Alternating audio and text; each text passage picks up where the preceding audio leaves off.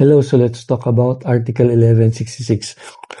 What Article 1166 talks about is when the obligation is to give a determinate thing, ano ba yung mga deemed included? So, ang sinabi lang dun, what is deemed included are all its accessories and accessions. Pag sinabi mong accessories, no, those that are joined to dun sa determinate thing, no, or those that are included as part of the determinate thing for their better use and enjoyment.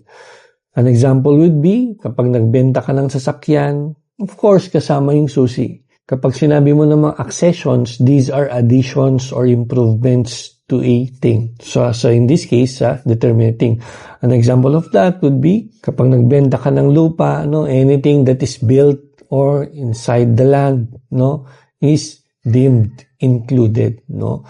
So an example would be, kung yung land na binenta mo is merong fence, of course, kasali na yung fence. Okay, unless in-stipulate na hindi kasali. So ganun lang naman yun. Kapag nag-promise to deliver ng determinate thing, kasali ang accessories, kasali ang accessions. Okay?